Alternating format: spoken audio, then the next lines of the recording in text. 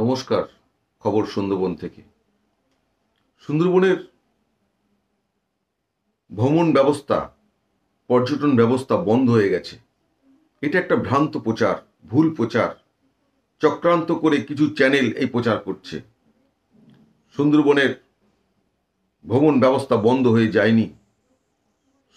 সুন্দরবনের ভ্রমণ ব্যবস্থা চালু আছে, পর্যটন ব্যবস্থা চালু আছে। সুন্দরবনের কতগুলো বাঘ আছে তা গণনার জন্য 1444টা ক্যামেরার মাধ্যমে 4100 বর্গ কিলোমিটার এলাকা জুড়ে এই ক্যামেরা দিয়ে বাঘকে গণনা করার ব্যবস্থার জন্য শুধু প্রতি শুক্রবার বন্ধ থাকছে। তার জন্য ভ্রমণের কোনো ক্ষতি হচ্ছে না।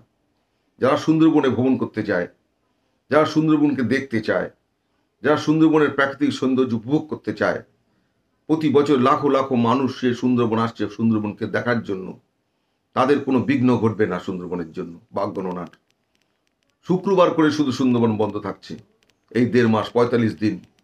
সুন্দরবনের যে ব্যাঘ্র প্রকল্প এলাকা এবং পশ্চিমবঙ্গ দক্ষিণ 24 পরগনার যে বন বিভাগ, সেই বন বিভাগ এবং ব্যাঘ্র প্রকল্পের এলাকা জুড়ে এই ক্যামেরা বসানো থাকবে। 4100 বর্গ কিলোমিটার জুড়ে এই এলাকা এই ক্যামেরা বসানো থাকবে। 1444টা ক্যামেরার মাধ্যমে এই বাঘ গণনা শুরু হবে। ভ্রমণ এর ব্যবস্থা থাকবে, ভ্রমণের ব্যবস্থা বন্ধ থাকছে না। ভ্রমণের ব্যবস্থা চলবে, জঙ্গল সাফারি চলবে। সুন্দরবনে মানুষ অনায়াসে ঘুরতে পারবে, তার জন্য কোনো বিঘ্ন ঘটবে না। সম্পূর্ণ অপপ্রচার চলছে সুন্দরবনকে নিয়ে। তাই আপনাদের জানিয়ে রাখি যে আপনারা বিভ্রান্তিতে কান দেবেন না।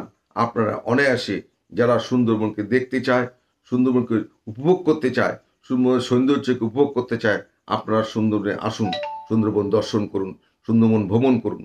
নমস্কার।